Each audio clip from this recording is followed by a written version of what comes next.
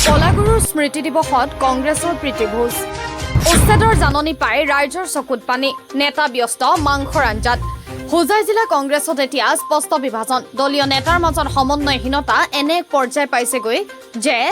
জিলাখনত এতিয়া কংগ্ৰেছ দুভাগত বিভক্ত হোৱা দেখিবলৈ পোৱা গৈছে উল্লেখযোগ্য যে অসম প্ৰদেশ কংগ্ৰেছ কমিটিৰ সভাপতি গৌৰৱ গগৈৰ স্পষ্ট নিৰ্দেশ মৰ্মে হোজাই জিলা কংগ্ৰেছৰ সাধাৰণ সম্পাদক নুৰ আহমেদে জিলাখনৰ সকলোকে একত্ৰিত কৰি কলাগুৰু বিষ্ণুপ্ৰসাদ ৰাভাৰ মৃত্যুবাৰ্ষিকী গাম্ভীৰ্যপূৰ্ণভাৱে পালন কৰিবলৈ আহ্বান জনাইছিল কিন্তু প্ৰদেশ কংগ্ৰেছৰ সভাপতিৰ সেই নিৰ্দেশক বুঢ়া আঙুলি দেখুৱাই বিন্নাকান্দি ব্লক কংগ্ৰেছ কমিটিৰ সভাপতি আব্দুল হান্নানে একেটা দিনতেই পাতিলে এক বিশাল প্ৰীতিভোজ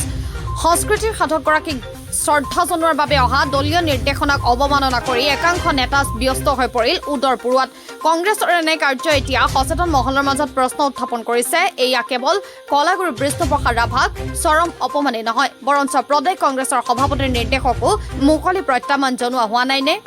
ইফালে উচ্ছেদৰ জাননী পাই ৰাইজৰ টেনচন খবৰ নাই নেতাৰ বিন্নাকান্দি সমষ্টিৰ যমুনা মৌদাংগাৰ একাংশ ৰাইজৰ মূৰত এতিয়া আকাশী লম্ভিছে সংস্থাপন হেৰুৱাৰ আশংকাত ভুগিছে স্থানীয় লোকসকল কাৰণ প্ৰশাসনে হাতত তুলি দিছে উচ্ছেদৰ জাননী আচৰিত কথাটো হ'ল কংগ্ৰেছ নেতা ৰেহানুদ্দিনৰ ঘৰৰ ঠিক কাষতেই থকা এই লোকসকলে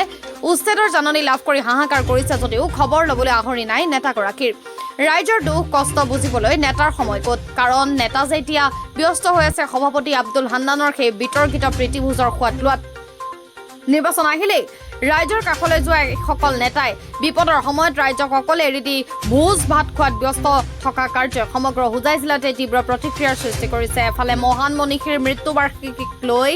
লৰা ধেমালি আৰু আনফালে আশ্ৰয়হীন হ'বলগীয়া ৰাইজক দুখক আওকাণ কৰি উদৰ সৰ্বস্ত্ৰ ৰাজনীতি কৰা এইসকল কংগ্ৰেছী নেতাক এতিয়া ধিক্কাৰ দিছে সৰ্বসাধাৰণে news desk report voice 24 Dabaka